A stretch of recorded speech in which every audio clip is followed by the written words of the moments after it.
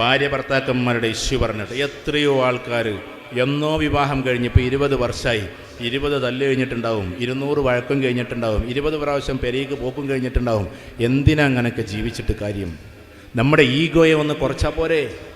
നമ്മുടെ ഈഗോയെ ഒന്ന് കുറച്ചാൽ പോരെ? ഈ ഭാര്യ ഭർത്താക്കന്മാർ തമ്മിൽ ഇങ്ങനെ പ്രശ്നങ്ങളുണ്ടാക്കി ഇവിടെ ഉണ്ട് എന്നല്ല പറഞ്ഞേ, ഞാൻ പൊതുവായിട്ട് സംസാരിക്കുകയാണ്. ഇവിടെ ഉണ്ടായതുകൊണ്ടല്ലല്ലോ ഞാൻ സംസാരിക്കുന്നത്. പക്ഷെ ഇല്ലാതിരിക്കാൻ വേണ്ടി സംസാരിച്ചോളട്ടെ. ഭാര്യ ഭർത്താക്കന്മാർ തമ്മിൽ വല്ലാത്ത പ്രണയമുണ്ടാകണം. ഖുർആൻ പറഞ്ഞതാണത്. പ്രണയം എന്ന് പറയുമ്പോൾ നിങ്ങളാകെ ഇങ്ങനെ നോക്കണ്ട.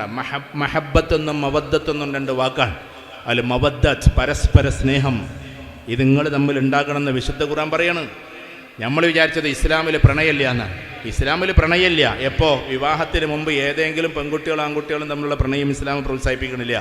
പക്ഷെ വിവാഹം കഴിഞ്ഞാൽ ഭാര്യ ഭർത്താക്കന്മാർ തമ്മിൽ പ്രണയമില്ലാതെ മുന്നോട്ട് പോകരുത് എന്നും ഖുർആൻ പറഞ്ഞിട്ടുണ്ട്. ഈ പ്രണയം എന്ന് പറഞ്ഞാൽ എന്താ? അത് അനുഭവിച്ചവർക്കല്ലേ അറിയുള്ളൂ. ഞാൻ പറയുന്നത് പ്രണയം എന്ന് പറഞ്ഞാൽ ഭർത്താവിനെ കാണുമ്പോക്കിനൊരു വല്ലാത്തൊരു സ്നേഹം തോന്നുക, കാണാൻ വേണ്ടി മോഹിക്കുക, എപ്പോഴെങ്കിലും എവിടേക്കെങ്കിലും പോയാൽ 2 നട്ടൊക്കെ ഒന്ന് വിളിച്ചു നോക്കുക. ഇങ്ങനെ അയാളെങ്ങനെ കെട്ടിടുക എന്നല്ല അതിൻ്റെ അർത്ഥം. നേരെ മറിച്ചിട്ടൊരു വല്ലാത്ത സ്നേഹമുണ്ട്. ആ സ്നേഹം ഉണ്ടെങ്കിലേ നല്ല ഒരു കോലത്തിൽ നമ്മൾ പോവുള്ളൂ. അല്ലെങ്കിൽ കുറേ കഴിഞ്ഞാൽ വേറെ കോലത്തിലേക്ക് പോകും. അവിടെ നിർത്തിയില്ല ഖുർആൻ. വറഹ്മ, കാരുണ്യം വേണമെന്ന് പറഞ്ഞു. എന്താ കാരുണ്യം? നിങ്ങളിപ്പോൾ ഇവിടെ ഇരിക്കുന്ന സ്ത്രീകൾ അല്ലെങ്കിൽ ഇവിടെ പുരുഷന്മാർ, ആർക്കെങ്കിലും ഒരു സ്ട്രോക്ക് വന്നെന്ന് വിചാരിക്കുക. നിങ്ങൾ ഈ സ്ട്രോക്ക് വന്നവരെ കണ്ടിട്ടുണ്ടല്ലോ അല്ലേ? അല്ലെങ്കിൽ ഹോസ്പിറ്റലിൽ പോയിട്ട് കാണും.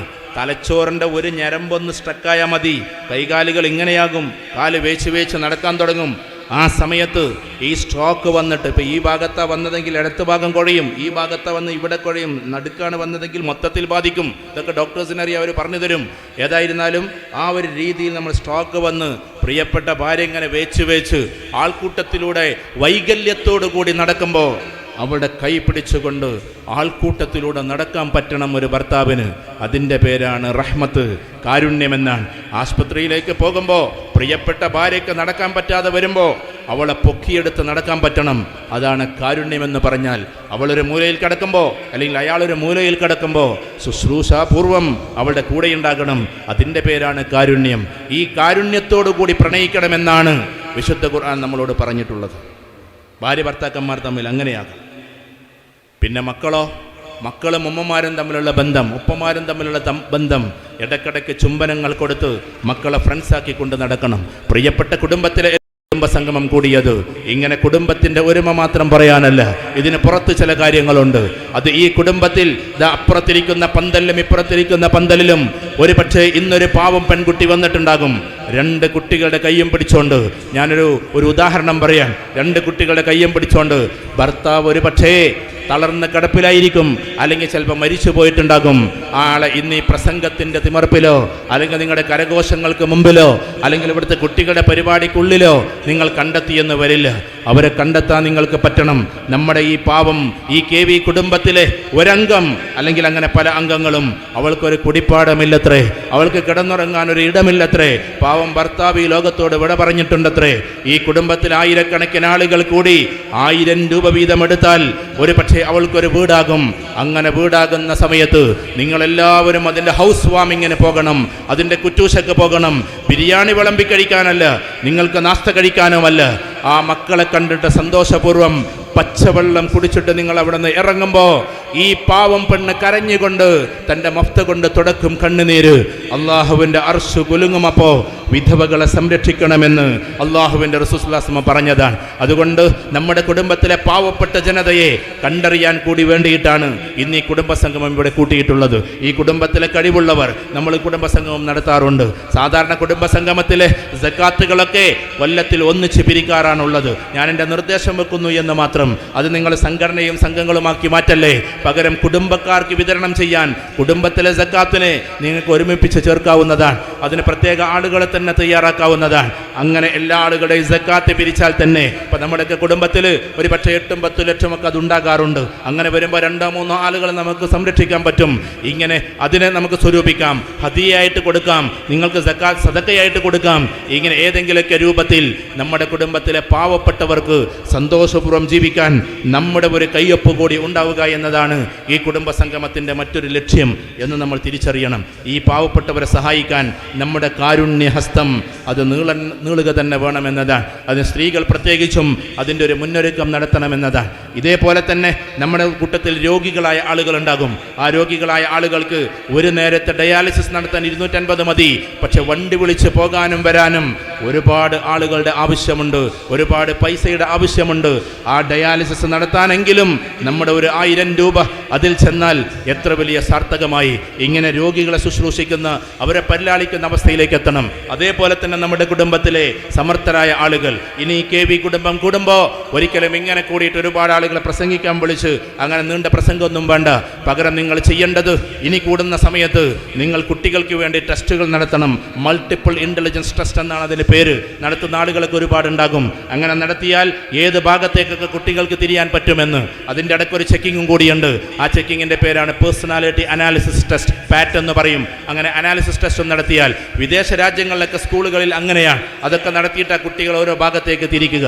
അങ്ങനെ തിരിക്കുമ്പോൾ അതിലേതെങ്കിലും ഒരു കുട്ടി സിവിൽ സർവീസിന് ഉണ്ട് എന്ന് വെക്കുക. ഉണ്ടെങ്കിൽ ആ കുട്ടിയെ അഡോപ്റ്റ് ചെയ്യേണ്ടുന്ന ഉത്തരവാദിത്തം ഈ കുടുംബത്തിലെ കുടുംബനാഥന്മാർക്കാണ്. നിങ്ങൾ അഡോപ്റ്റ് ചെയ്ത് ആ കുട്ടികളെ പഠിപ്പിക്കണം. അങ്ങനെ പഠിപ്പിച്ച് മുന്നോട്ട് പോകണം. ഇപ്പോൾ പാലക്കാട്ടെ ഡെപ്യൂട്ടി കളക്ടറായിരിക്കുന്ന പ്രിയപ്പെട്ട സുഹൃത്തുണ്ട്. അദ്ദേഹത്തിന് ആകെ വയസ്സ് 26 വയസ്സാണ്. ഞാൻ എൻ്റെ വിദ്യാർത്ഥി കൂട്ടത്തോട് പറയട്ടെ, വിദ്യാർത്ഥികളോടെ ഇപ്പം എൻ്റെ സംസാരം. ഞങ്ങളൊരു കോളേജ് പരിപാടിക്ക് ഒന്നിച്ചുണ്ടായപ്പോൾ ഡെപ്യൂട്ടി കളക്ടറായിരുന്നു ഉദ്ഘാടനം. എന്നേക്കാൾ ഒരുപാട് ചെറുത്, ആകെ 26 വയസ്സേ ആയിട്ടുള്ളൂ. അപ്പോൾ എന്നോട് പറഞ്ഞു, നിങ്ങൾ പ്രസൻറ്റേഷൻ നടത്തണം. ഞാൻ പറഞ്ഞു, നിങ്ങൾ ഉദ്ഘാടനം മാത്രം പോരാ, നിങ്ങളൊരു 10 മിനിറ്റെങ്കിലും പ്രസംഗിക്കണം, 20 മിനിറ്റെങ്കിലും പ്രസംഗിക്കണം എന്ന് പറഞ്ഞപ്പോൾ ഞാൻ ഒരു 5 മിനിറ്റ് എൻ്റെ കാര്യം പറഞ്ഞിട്ട് പോകുമെന്ന് പറഞ്ഞ്. അദ്ദേഹത്തിന് മലയാളം അറിയില്ല. ഏതായിരുന്നാലും 26 വയസ്സിൽ സാധാരണ പയ്യൻ കണ്ടാൽ നമ്മളിങ്ങനെ എൻ്റെ മൊബൈലുണ്ട് എൻ്റെ ഫോട്ടോ, അദ്ദേഹത്തിൻ്റെ ഫോട്ടോ ഞങ്ങൾ ഒന്നിച്ചിട്ടുള്ളത്. ഒരു വലിഞ്ഞുണങ്ങിയ പയ്യനാണ്. പാലക്കാട് ഇപ്പോൾ പോയാൽ നിങ്ങൾക്ക് കാണാൻ പറ്റും. അവിടുത്തെ ഡെപ്യൂട്ടി കളക്ടറാണ്. അടുത്ത് തന്നെ ഡിസ്ട്രിക്ട് കളക്ടറാകാൻ വേണ്ടി പോകുന്ന ചെറുപ്പക്കാരനാണ്. അദ്ദേഹത്തിൻ്റെ കഥ പറഞ്ഞു തുടങ്ങുകയാണ്. ആ കഥ പറച്ചിലിൽ അദ്ദേഹം വിദ്യാർത്ഥിയോട് പറഞ്ഞു, എൻ്റെ വീട് എന്ന് പറഞ്ഞാൽ ആകെ 10 സെൻറ്റ് സ്ഥലം മാത്രമേ ഉള്ളൂ. ഞാൻ രാജസ്ഥാനിലാണ്, 10 സെൻറ്റ് ഭൂമി മാത്രം. അവിടെ ഒരു പാവം അച്ഛനും അമ്മയും പിന്നെ ഒരു പെങ്ങളും മാത്രം. ഇത് പറഞ്ഞിട്ട് പറയാണ്, അങ്ങനെ ഞാൻ ഇങ്ങനെ പഠിച്ചിങ്ങനെ പോകുമ്പോൾ എനിക്ക് സിവിൽ സർവീസ് ചെയ്യണമെന്നൊരു മോഹമുണ്ടായി, IAS കിട്ടണമെന്നൊരു മോഹമുണ്ടായി. പക്ഷെ എൻ്റെ അച്ഛനോടത് പറയാൻ പറ്റൂല. അച്ഛനാകെ വാർഷിക വരുമാനം 12,000 രൂപയാണ്. എന്ന് പറഞ്ഞാൽ 15,000 രൂപയാണ്. ഏകദേശം 1,200 രൂപ മാസത്തിൽ കിട്ടുള്ളൂ. അവിടെയൊക്കെ അങ്ങനെയാണ്. കൃഷിപ്പണി ചെയ്തിട്ട് ആകെ കിട്ടൽ 1,200 ആ മാസത്തിൽ. അതുകൊണ്ട് കഷ്ടിച്ചിങ്ങനെ കഴിയുമ്പോൾ ഞാൻ ഇങ്ങനെ സിവിൽ സർവീസിനെ കുറിച്ച് അച്ഛനോട് പറയും. അങ്ങനെ ഞാൻ പിന്നീട് ഡൽഹിയിലേക്ക് വണ്ടി കയറി. അങ്ങനെ കടലക്കച്ചവടമെങ്കിലും നടത്തിയിട്ട് സിവിൽ സർവീസ് ചെയ്താലോ എന്നൊക്കെ വിചാരിച്ച് അങ്ങനെ ഞാൻ അവിടെ എത്തി. പക്ഷേ 3,000 ഉറുപ്പെങ്കിലും മാസത്തിലില്ലാതെ ഡൽഹിയിലെ ഡോർമെട്രിയിലും ഭക്ഷണമൊന്നും പറ്റൂല. അങ്ങനെ ഞാൻ അച്ഛന് കത്തെഴുതി. അച്ഛൻ പറഞ്ഞു, ഞാൻ കൂലിപ്പണിക്ക് പോയിട്ട് നല്ലോണം അധ്വാനിച്ച് രാത്രിയും പകലൊക്കെ, ഇവിടുത്തെ അത്ര കൂലിയൊന്നും അവിടെ ഇല്ല, അതുകൊണ്ടാണ് ബംഗാളികൾ ഇങ്ങോട്ട് വരണേ. ഏതായാലും നല്ലോണം അധ്വാനിച്ചിട്ട് മോനെ ഈ പഠിച്ചോ, ഞാൻ 3,000 അയച്ചു തരാം. അങ്ങനെ അമ്മ പ്രാർത്ഥിച്ചും എൻ്റെ അച്ഛനെ 3,000 അരിഷ്ടിച്ചുണ്ടാക്കി തന്നും വർഷങ്ങളോളം ഞാൻ ഡൽഹിയിൽ പഠിക്കാൻ. അങ്ങനെ ഞാൻ 25 വയസ്സിൽ തന്നെ ആദ്യത്തെ പ്രാവശ്യം തന്നെ എനിക്ക് എന്ത് കിട്ടി? സിവിൽ സർവീസ് കിട്ടി. ഇന്ന് എനിക്ക് 26 വയസ്സാണ്. ഞാൻ കളക്ടറായിട്ട് ഇവിടെ നിൽക്കുമ്പോൾ ഞാൻ നിങ്ങളൊരു കാര്യം പറഞ്ഞുകൊള്ളട്ടെ എന്ന് പറഞ്ഞിട്ട് അദ്ദേഹം പറയാണ്, അന്ന് എനിക്ക് സിവിൽ സർവീസ് കിട്ടി എന്ന വിവരം വീട്ടിലറിയിക്കാൻ എൻ്റെ കയ്യിൽ ഫോണില്ലായിരുന്നു. ഇത് 1 കൊല്ലം മുമ്പ് നടന്ന കഥയപ്പി പറഞ്ഞത്, പഴയ കാലത്തെ കഥല്ല. സിവിൽ സർവീസ് കിട്ടി എന്നുള്ള വിവരം വീട്ടിലറിയിക്കാൻ എൻ്റെ കയ്യിൽ ഫോണില്ലായിരുന്നു. അതിന് ഞാൻ കൂട്ടുകാരൻ്റെ കയ്യിൽ നിന്ന് ഫോൺ വാങ്ങിയിട്ട് കടം വാങ്ങി വിളിച്ചു എൻ്റെ അച്ഛന്. അച്ഛൻ അപ്പുറത്തുനിന്ന് പൊട്ടിക്കരിഞ്ഞ്. ഞാൻ ഉടനെ തന്നെ എനിക്ക് തോന്നി, ഞാൻ പഠിച്ച പാഠശാലയിൽ അഥവാ ഹൈപ്പർ ടെൻഷൻ പോലെയുണ്ട് ഹാപ്പിനെസ്സും സന്തോഷം കൂടിയാലും മനുഷ്യന്മാർക്ക് ചിലപ്പോൾ അറ്റാക്ക് വരും. അതുകൊണ്ട് എൻ്റെ അച്ഛൻ എന്തെങ്കിലും സംഭവിക്കുമെന്ന് എനിക്ക് തോന്നി. അന്ന് ഞാൻ ഡൽഹിയിൽ നിന്ന് എൻ്റെ വീട്ടിലേക്ക് എത്തി. ഞാൻ അങ്ങനെ വീട്ടിലേക്ക് കയറിയിട്ട് എൻ്റെ അച്ഛൻ എന്നെ വാരി പുണർന്നു എന്ന് പറഞ്ഞിട്ട് ഡിസ്ട്രിക്ട് കളക്ടർ തൻ്റെ പ്രസംഗം നിർത്താൻ എന്ന് വെച്ചാൽ അവിടെ നിന്ന് അങ്ങോട്ട് തുടരാൻ ഡിസ്ട്രിക്ട് കളക്ടറാണെങ്കിൽ പോലും അദ്ദേഹത്തിന് സാധിക്കുന്നില്ല. തൻ്റെ പ്രിയപ്പെട്ട അച്ഛൻ്റെയും പ്രിയപ്പെട്ട അമ്മയുടെയും സന്തോഷം വിളിച്ചു പറയാൻ അയാൾക്ക് വാക്കുകളില്ലായിരുന്നു എന്നതാണ്. എൻ്റെ പ്രിയപ്പെട്ട വിദ്യാർത്ഥിക്കൂട്ടമേ, നമ്മുടെ പ്രിയപ്പെട്ട ഉപ്പമാർ, നമ്മുടെ പ്രിയപ്പെട്ട സഹോദരിമാർ, നിങ്ങളുടെ ഉമ്മമാർ, അവരൊക്കെ വല്ലാതെ അധ്വാനിക്കാൻ. രാവിലെ 5 മണിക്ക് ഇറങ്ങാണ് നിങ്ങൾക്ക് വേണ്ടി അടുക്കളയിലേക്ക്, രാത്രി 11 മണിക്കാണ് കയറുന്നത്. ഇതേപോലെ നിങ്ങളുടെ വാപ്പാരൊക്കെ ഒരുപാട് അധ്വാനിക്കാൻ. ഇവർക്ക് പകരം കൊടുക്കാൻ നിങ്ങളുടെ കയ്യിൽ എന്തുണ്ട്? ഈ ഡിസ്ട്രിക്ട് കളക്ടർ പറഞ്ഞതുപോലെ എനിക്ക് സിവിൽ സർവീസ് കിട്ടണമെന്ന്. അങ്ങനെ പ്രിയപ്പെട്ട മാതാക്കളെ, പ്രിയപ്പെട്ട പിതാക്കളെ, രക്ഷിതാക്കളെ സന്തോഷിപ്പിക്കുന്ന രീതിയിൽ ദീനീപരമായ രീതിയിലും അതേപോലെ തന്നെ മറ്റുള്ള ഉയർച്ചയിലും നിങ്ങൾ ഉണ്ടാകണം. എല്ലാ വിദ്യാർത്ഥികളും നന്നായിട്ട് പഠിച്ചു പോകണം. എൻ്റെ പ്രിയപ്പെട്ട ഈ കുടുംബത്തിലെ യുവാക്കളെ, നിങ്ങളതിനെ ശ്രദ്ധിക്കണം.